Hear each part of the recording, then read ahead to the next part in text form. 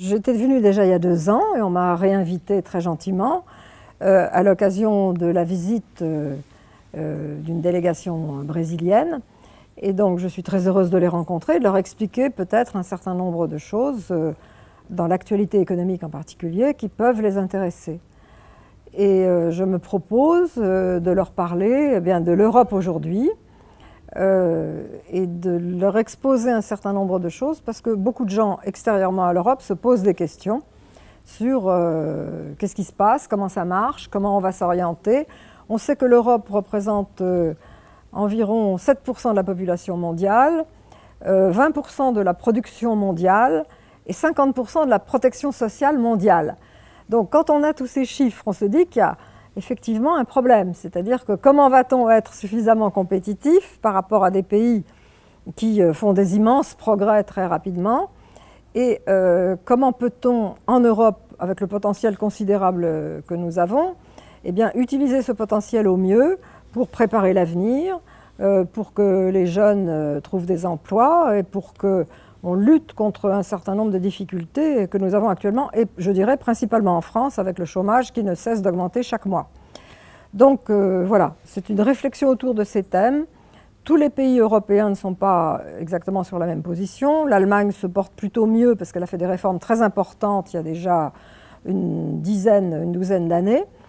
Et il y a des pays qui sont allés très mal, comme la Grèce, comme le Portugal, comme l'Espagne, mais qui aujourd'hui commencent à se relever parce qu'ils ont pris des mesures très énergiques. Donc aujourd'hui, nous sommes un peu en France à la croisée des chemins et c'est un petit peu là-dessus que je voulais faire porter ma réflexion. Nous avons une monnaie unique, c'est-à-dire que nous avons une dizaine de pays qui ont l'euro.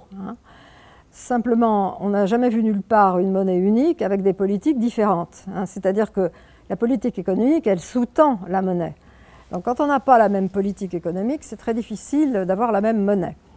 Bon, donc il y a déjà ça. Puis vous avez quand même un certain nombre de signes préoccupants, c'est-à-dire que le fonctionnement des institutions européennes mécontente beaucoup de gens, pour plusieurs raisons. La première, c'est que les gouvernements ont tendance à dire que c'est de la faute de Bruxelles quand les choses ne marchent pas. Et puis aussi, il faut bien dire que l'administration de l'Union européenne est quelquefois un peu tatillonne et ne s'occupe pas des sujets fondamentaux. On ne peut pas légiférer sur tout, parce que c'est quelquefois inutile et puis ça irrite inutilement les gens.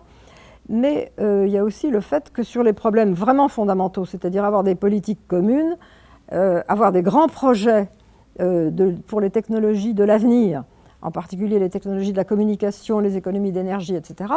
Essayer de faire tout ça ensemble, ça donnerait à la fois un but, un horizon, un espoir, et ça permettrait de travailler ensemble. Et aussi essayer de rapprocher nos politiques sociales de façon à ce qu'il n'y ait pas trop de différences entre nos pays. Alors je sais que ça ne sera pas facile, mais c'est l'enjeu devant lequel nous sommes confrontés aujourd'hui.